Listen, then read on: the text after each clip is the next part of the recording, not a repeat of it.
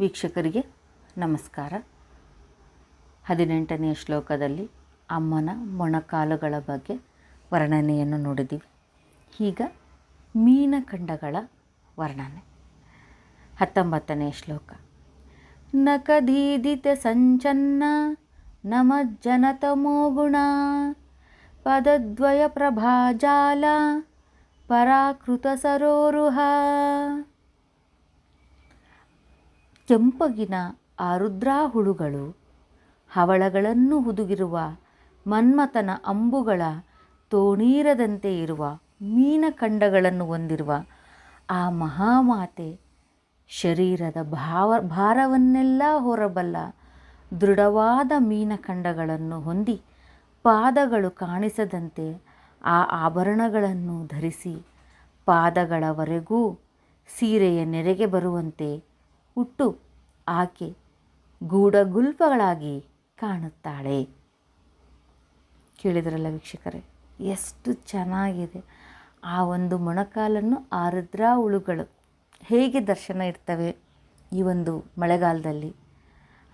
ಆ ನಂತರ ಮೊಣಕಾಲು, ಆ ಮೊಣಕಾಲು ಹೇಗೆ ಅಂದರೆ ಮೀನಖಂಡಗಳು ಆ ತಾಯಿಯ ಭಾರವನ್ನು ಹೊರುವಂಥ ಶಕ್ತಿ ಪ್ರತಿಯೊಬ್ಬ ಮನುಷ್ಯನಿಗೂ. ಈಗ ಮೀನಖಂಡಗಳು ಗಟ್ಟಿಯಾಗಿದ್ದರೆ ತಾನೇ ಮೊಣಕಾಲು ಮೀನಖಂಡಗಳು ನಮ್ಮ ದೇಹವನ್ನು, ಆ ದೇಹದ ಭಾರವನ್ನು ಹೊರೋದಕ್ಕೆ ಆ ಶಕ್ತಿ ಇರೋದು. ಹಾಗೆ ಆ ತಾಯಿ ನೋಡಿ ಪಾದಗಳಿಗೂ ಸೀರೆಯ ನೆರಿಗೆ ಬರುವಂತೆ ಹುಟ್ಟು ಆಕೆ ಗೂಢಗುಲ್ಫಳಾಗಿ ಕಾಣುತ್ತಾಳೆ. ಸಾಧಾರಣವಾಗಿ ಸ್ತ್ರೀಯರು ಮೀನಖಂಡ ಕಾಣಿಸದಂತೆ ಸೀರೆ ಉಡುವುದು ಸಂಪ್ರದಾಯ. ಆ ತಾಯಿಯ ಪಾದಗಳು ಆಮೆಯ ಬೆನ್ನಿನ ಚಿಪ್ಪಿಗಿಂತ ಗಟ್ಟಿಯಾದ ಮೇಲ್ಭಾಗವನ್ನು ಹೊಂದಿದ್ದು, ಪಾದ ಇಲ್ಲಿ ಆಮೆಯ ಚಿಪ್ಪಿಗೆ ಹೋಲಿಸಿದ್ದಾರೆ ವೀಕ್ಷಕರೇ, ಅಷ್ಟು ಗಟ್ಟಿ.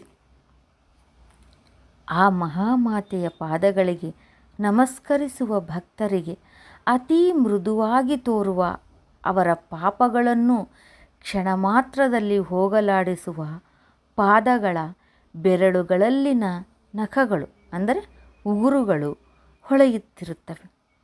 ಆ ತಾಯಿಯ ನಾವು ಪಾದಕ್ಕೆ ನಮಸ್ಕಾರ ಮಾಡ್ತೀವಿ.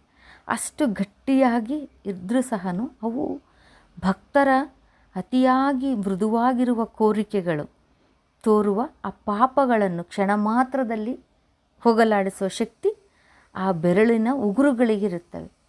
ಆ ಉಗುರು ಹೇಗಿದ್ದಾವೆ, ಅವು ಉಗುರುಗಳು ಸಹ ಹೊಳೆಯುತ್ತಿರುತ್ತವೆ. ಹೀಗೆ ಅಮ್ಮನ 18ನೇ ಶ್ಲೋಕದಲ್ಲಿ ಮೊಣಕಾಲು ಮತ್ತು 19ನೇ ಶ್ಲೋಕದಲ್ಲಿ ಮೀನಖಂಡಗಳ ವರ್ಣನೆ. ಎಷ್ಟು ಚೆನ್ನಾಗಿ ಅಮ್ಮನ ಬಗ್ಗೆ ವರ್ಣನೆಯನ್ನು ಮಾಡಿದ್ದಾರೆ ವೀಕ್ಷಕರೇ. ಮತ್ತೆ ಮುಂದಿನ ವಿಡಿಯೋದಲ್ಲಿ ಮುಂದಿನ ಶ್ಲೋಕದೊಂದಿಗೆ ಭೇಟಿಯಾಗೋಣ. ಧನ್ಯವಾದಗಳು.